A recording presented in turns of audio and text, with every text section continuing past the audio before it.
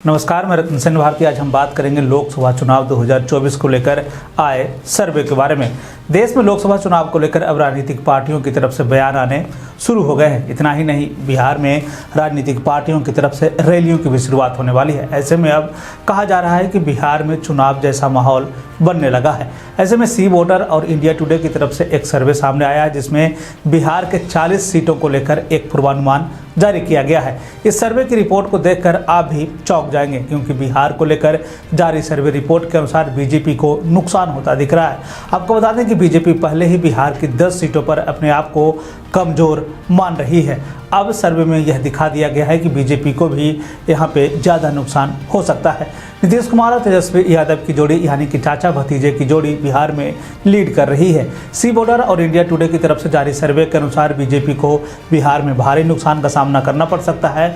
लोकसभा चुनाव 2024 में बिहार की 40 सीटों पर चुनाव होना है, जिसमें बिहार महागठबंधन को बढ़त मिलती हुई दिखाई दे रही है। कहा जा रहा है कि पिछले लोकसभा चुनाव से इस चुनाव में बीजेपी को 25% सीटों का नुकसान होता दिख रहा है। हालांकि इस सर्वे में कांग्रेस को बिहार में तो लाभ मिल ही रहा है, साथ ही साथ देश के अन्य हिस्सों में भी लाभ मिलता हुआ दिखाई दे रहा है, लेकिन कांग्रेस अभी भी सत्ता से कोसों दूर दिखाई दे रही है। आपको बता दें कि 2019 लोकसभा चुनाव के समय बिहार में यूपीए का बस खाता खुला था। 40 में से 39 सीटों पर बीजेपी और उनके गठबंधन की जीत हुई थी। तब नीतीश कुमार बीजेपी के साथ सत्ता के साझेदार थे।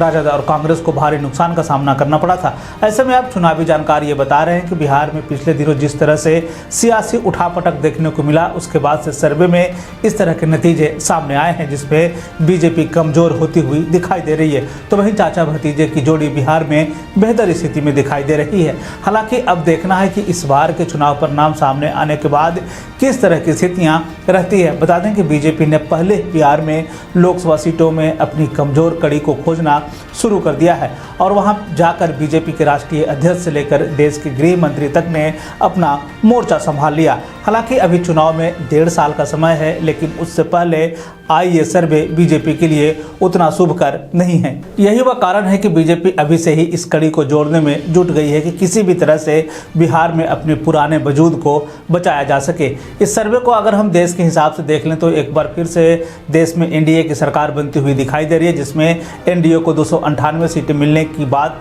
कही जा रही है, जिसमें बीजेपी को 284 और अन्य सहयोगियों के खाते में 14 सीटें आती हुई दिखाई दे रही है। वहीं अगर हम 2019 की बात कर लें तो एनडीए के पास 353 सीटें मिली थी। ऐसे में एनडीए का सीट और वोट प्रतिशत कम होना बीजेपी के लिए टेंशन की घड़ी आ सकती है।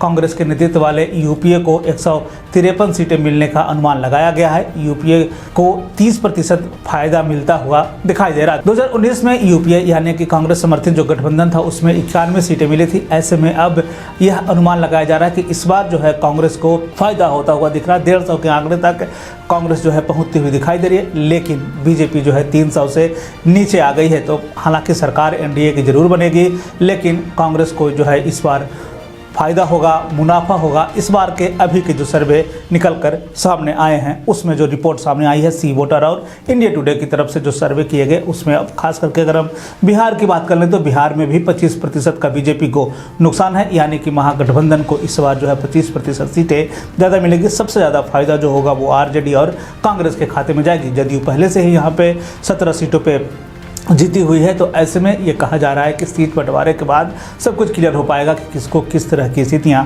बनती दिख रही है। फिलहाल जो स्थिति है उसमें महागठबंधन बीजेपी से आगे दिखाई जा रही है। तो यह था बिहार में लोकसभा चुनाव को लेकर स्थितियों को, यानी कि सीटों की स्थिति को लेकर। बिहार और बिहार से जुड़े हुए और भी ऐसे खबरों के लिए बने रहे हमारे चैनल के साथ। मुझे दीजिए इजाज़त। धन्यवाद।